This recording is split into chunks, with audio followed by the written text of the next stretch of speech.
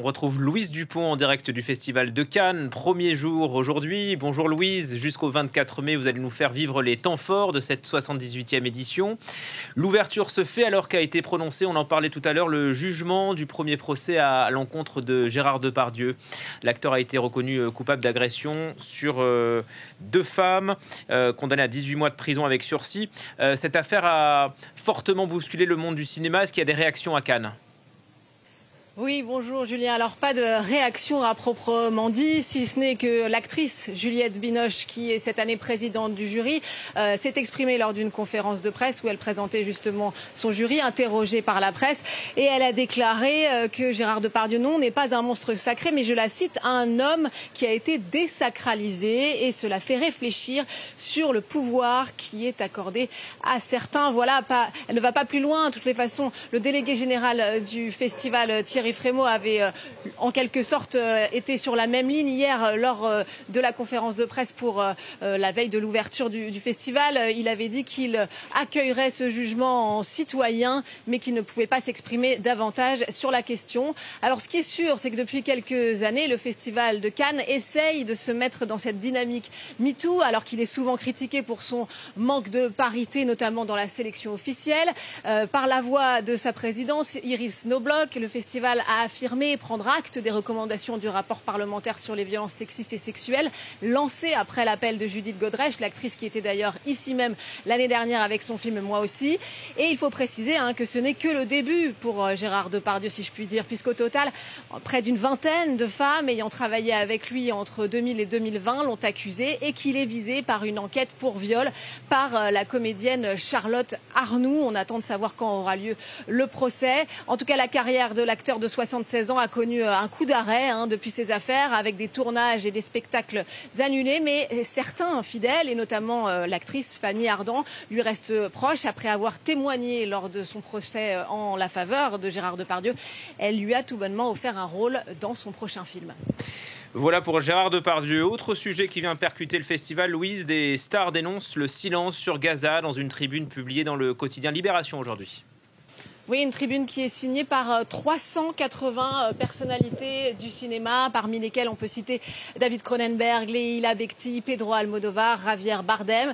Et ils affirment, je cite, « Nous ne pouvons rester silencieux et silencieuses tandis qu'un génocide est en cours à Gaza ». Ce sont leurs mots. Alors, leur tribune rend aussi hommage à Fatima Oussana, tuée dans un bombardement israélien mi-avril et héroïne du documentaire Put Your Soul on Your Hand and Walk de Sepideh Farsi. Ça veut dire mets ton âme dans ta main et avance. Ce documentaire est programmé dans le cadre du festival.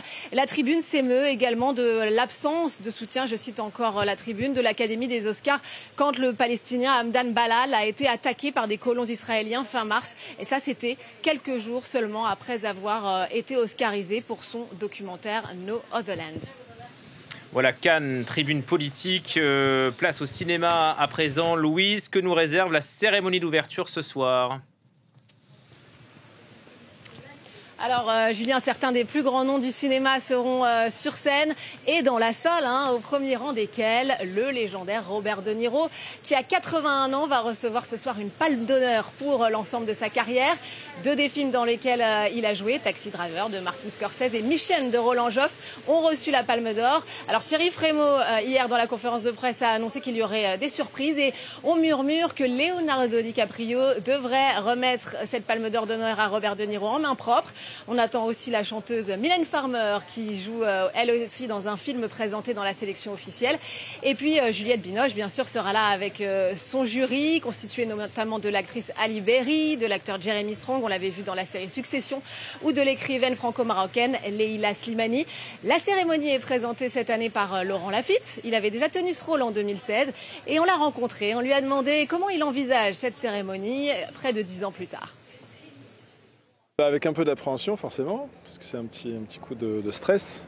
Mais j'essaie d'y aller avec plaisir, sinon il ne faut pas le faire. Cette année, il n'y a que des gens qui vraiment m'ont beaucoup inspiré, et certains même donné envie de faire ce métier. Donc je suis très heureux de ça. Voilà pour Laurent Lafitte qui présente la cérémonie d'ouverture. Et puis le film qui est présenté ce soir, film d'ouverture, c'est Partir un jour d'Amélie Bonin, une comédie musicale qui s'amuse avec les tubes plus kitsch des années 90 et 2000, dont vous l'avez peut-être reconnu dans ce titre, ce tube du boys band To Be Three qui donne son titre donc au film.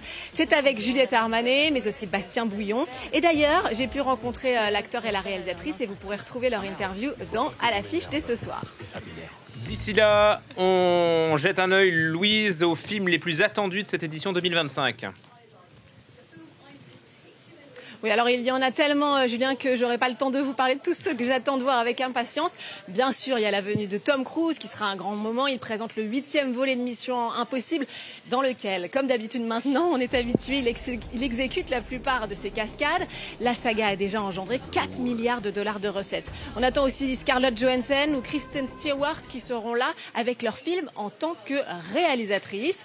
Jodie Foster donnera la réplique en français à Daniel Auteuil et Virginie Efira dans Vie privée de Rebecca Zlotowski.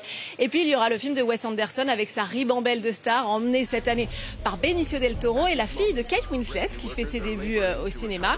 Et puis enfin un documentaire sur le chanteur Bono. Bref, que du beau monde et un programme bien rempli jusqu'au 24 mai, date à laquelle vous sera décernée la Palme d'Or.